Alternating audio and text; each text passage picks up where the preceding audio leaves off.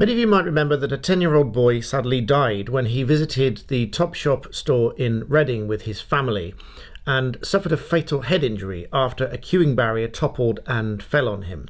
Now, following a 2-month trial, Arcadia Group and Topshop, Topman, have been convicted of failing to discharge their duties for health and safety. And as I've previously promised to feature our Queen's Counsel on this channel, Stephen Harvey QC, I do so now, and Stephen will explain this case in greater detail. I give you Stephen Harvey QC.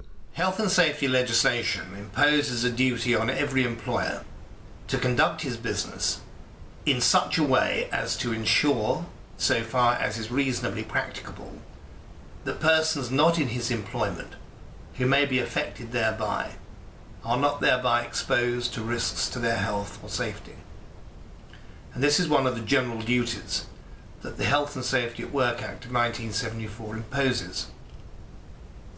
And there has been a case which has just concluded about a dangerous shop fitting. It was a barrier which wasn't securely fitted to the floor. And although sentencing is to come, the facts of the case provide an object lesson for all shopkeepers and indeed others who were involved. It is an object lesson for others who manufactured the barrier, for those who fitted them, and for the shop itself. And it goes to show just how far, in fact, the health and safety legislation can reach. The sad facts of the case were that a 10-year-old boy died when what was described as an insecure and wobbly queue barrier fell on him in the Reading branch of Topshop. It happened in 2017, and the prosecution told the court that it had toppled over and hit his forehead after he'd been holding onto the edge of it. It weighed 110 kilograms, which is about 17 stone, and it was situated close to the till point at the store, so it was an area where many shoppers would have passed over the years in which it had been in place. And the HSE identified 3 potential areas of criminal responsibility under the 1974 Act. Firstly, with Topshop, which was prosecuted together with its parent company Arcadia, Topshop, Topman. Secondly, with the installers of the barrier, Stoneforce Limited. And thirdly, with the manufacturers of the barrier, Realm Projects. Why did it fall? Well, the prosecution told the court that the plinth supporting the barrier had only been fixed to the floor with 2 narrow screws, which the prosecution described, and clearly the jury must have accepted in their guilty verdict, was completely inappropriate. The barrier was installed between 2012 and 2014 during a major store refit, but, as was heard in evidence, it had never been subject by any party to any type of stability test between 2014 and the date of the incident. Now, an important part of the case against Arcadia was that just 6 days beforehand, a girl suffered a fractured skull when a similar barrier toppled over at a Topshop branch in Glasgow. And the jury was shown email exchanges between Arcadia employees following that accident. Arcadia's former procurement manager wrote to a colleague saying, "These barriers should have had columns we discussed fitted underneath." But clearly nothing was done at the Reading store in relation to that.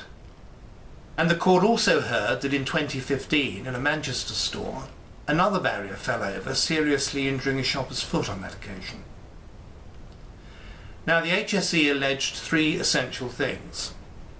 Firstly, as against the manufacturer, that the barrier itself was the product of a poor design process.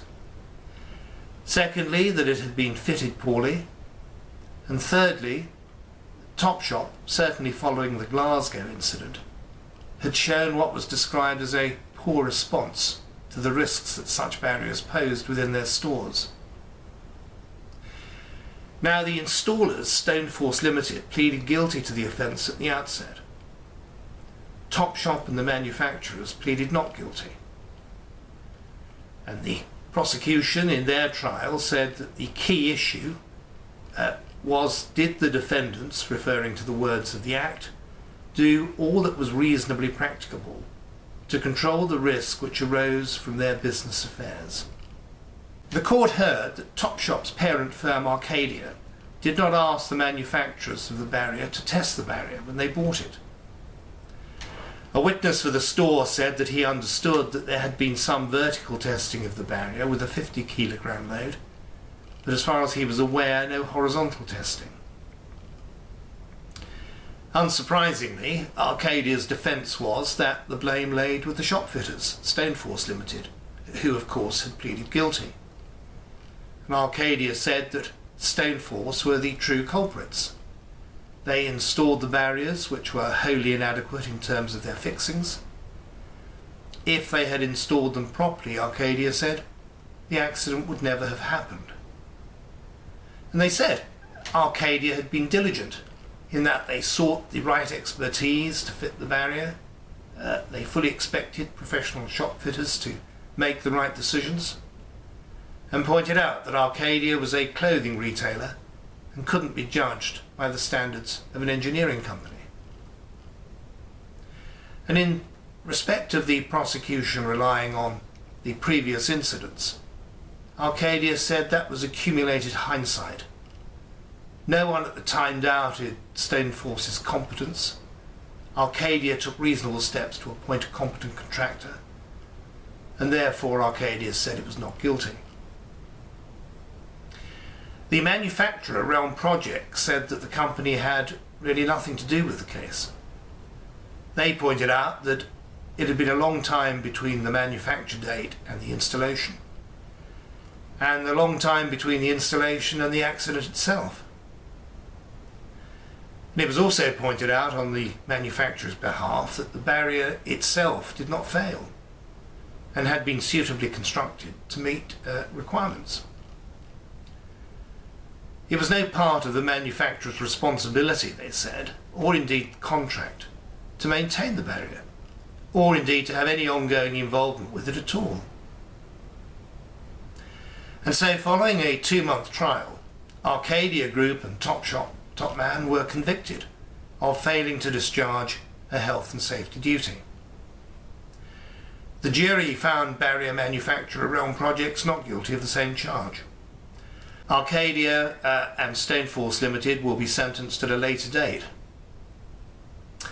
So, the responsibilities health and safety legislation imposes are obviously considerable. And this case serves as a good illustration to show just how both extensive and enduring such obligations are.